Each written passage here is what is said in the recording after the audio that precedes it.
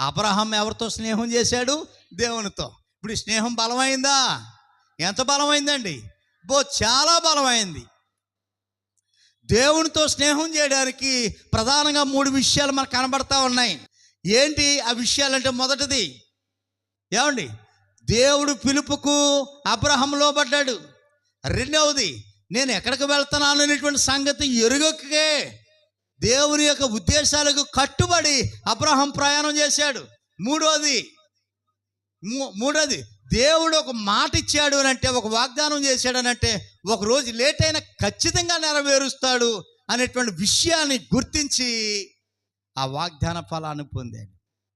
అంటే దేవునితో స్నేహం చేయడానికి అబ్రహాము ఈ ముఖ్యమైనటువంటి కారణాలు మనకు కనబడతా ఉన్నాయి.